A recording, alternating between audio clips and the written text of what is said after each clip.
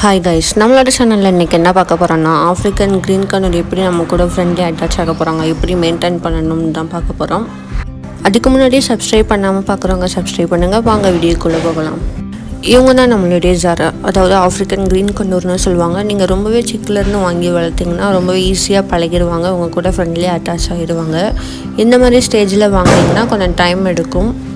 ஜாரா நம்ம வீட்டுக்கு வந்து 2 வீக்ஸ் ஆகுது. இப்போ நல்லாவே அட்டாச் ஆகிட்டாங்க. வந்த 2 days ரொம்பவே சைலண்ட்டாக ஃபுட் எதுவும் எடுத்துக்கிறாமல் இருந்தாங்க. தூக்க போனால் கூட கடிக்க வந்தாங்க. கேஜுக்குள்ளே ஃபுட் எதுவும் வைக்காமல் கையிலேயே கொடுத்து பாருங்கள். புதுசாக இருக்கனால சாப்பிட மாட்டாங்க. ஒரு 2-3 டைம்ஸ் கொடுத்து பாருங்கள். பசி எடுத்து அவங்களாவே சாப்பிட ஆரம்பிச்சிடுவாங்க.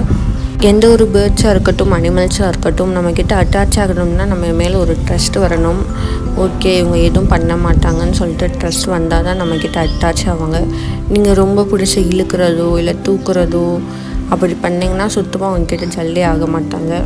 அவங்களுக்கு ஒன்ஸ் ட்ரஸ்ட் வந்துச்சுன்னா நம்மக்கிட்ட ரொம்பவே அட்டாச் ஆகிடுவாங்க. நீங்கள் தான் எல்லாமே நினச்சிட்டு ரொம்பவே ஜல்லாகிடுவாங்க. எது கொடுத்தாலும் சாப்பிட ஆரம்பிச்சிடுவாங்க. நீங்கள் கை நீட்டினா கூட நம்ம மேலே வந்து நின்றுவாங்க. ஒரு 2 daysலேயே ஜாரா நம்ம கையில் வர ஆரம்பிச்சிட்டா. ஷோல்டரில் தான் நிற்பா. நீங்கள் சரி புதுசாக வாங்கினனால வர மாட்டேங்கிறாங்க, கடிச்சு வைக்கிறாங்கன்னு சொல்லிட்டு ரொம்ப ஃபோர்ஸ் பண்ணி இழுக்கவோ தூக்கவோ கூடாது. அவங்களுக்காக கொஞ்சம் டைம் எடுத்தோடனே நம்மக்கிட்ட அட்டாச் ஆகிடுவாங்க. நீங்கள் புதுசாக எந்த ஒரு பெட்ஸ் வாங்கினாலுமே ஃபுட் மட்டும் வச்சா மட்டும் போதாது. அவங்களோட கொஞ்சம் டைம் ஸ்பெண்ட் பண்ணால் தான் நம்ம கூட ஜல்லாவாங்க. எந்த அளவுக்கு நீங்கள் டைம் ஸ்பெண்ட் பண்ணுறீங்களோ அந்த அளவுக்கு நம்ம கூட அட்டாச் ஆகிடுவாங்க.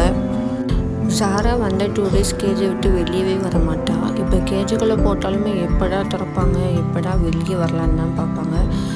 இந்த மாதிரி ஸ்டேஜில் நீங்கள் பேர்ட்ஸ் வாங்கி வளர்த்திங்கன்னா உங்களுக்கு ஃபெதர்ஸ் இருக்கும், நம்மளை விட்டு போயிடுவாங்கன்னு சொல்லிட்டு நீங்கள் கட் பண்ணிடுவீங்க. அதை மட்டும் பண்ணிடாதீங்க. ஏன் பெட் ஷாப்பில் கூட சொல்லுவாங்க இந்த மாதிரி கட் பண்ணலான்னு. நீங்கள் என்ன தான் பெயின் இல்லாமல் கட் பண்ணாலுமே அவங்களுக்கு தெரியும் நம்மளோட ரெக்கையை வெட்டிட்டாங்கன்னு. அதனால ஒரு டேப் இல்லை செல்லோ டேப் கூட சுற்றிக்கலாம். எந்த ஒரு ஃபுட்டாக இருந்தாலுமே கையிலேயே கொடுத்து பழகுங்க. அப்போ தான் ஈஸியாக நம்மக்கிட்ட வருவாங்க. அதே மாதிரி எனி டைம் கேஜுக்குள்ளேயே போட்டு வைக்காதீங்க. நைட் டைம் மட்டும் உள்ளே விடுங்க. நீங்கள் கேஜுக்குள்ளேயே அடைச்சி வச்சுருந்தாலுமே நம்மக்கிட்ட ஈஸியாக அட்டாச் ஆக மாட்டாங்க.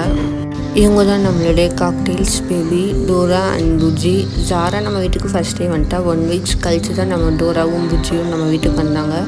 வந்த டைம்ஸ் ரொம்பவே சைலண்ட்டாக இருந்தால் ஜாரா. நாங்கள் கூட நினச்சோம் கடிச்சு வைக்க போகிறான்னு சொல்லிட்டு பார்த்தா ரொம்பவே பாசமாக பார்த்துக்கிற ஆரம்பிச்சிட்டா. டோரா அண்ட் புஜ்ஜி எப்போ கற்றுனாலுமே ஜாரா கத்தி கூப்பிட்ருவா. டோரா அண்ட் புஜ்ஜியை எப்படி மெயின்டைன் பண்ணணும், என்னென்ன ஃபுட் ஃபீட் பண்ணணும்னு சொல்லிட்டு நம்ம சேனலில் அப்லோட் பண்ணியிருக்கோம். வேணும்னா செக் பண்ணி பாருங்கள். ரொம்ப முக்கியமான விஷயம், உங்கள் வீட்டில் கிட்ஸ் இருந்தாலுமே நம்மக்கிட்ட வரதுக்கு பயப்படுவாங்க. ஏன்னா அவங்க ரொம்ப ஃபோர்ஸ் பண்ணி பிடிச்சி தூக்குவாங்கன்னு சொல்லிட்டு. அப்படி ஃபோர்ஸ் பண்ணி தூக்குனாலுமே நம்மக்கிட்ட ஈஸியாக ஃப்ரெண்ட்லியாக பழக மாட்டாங்க.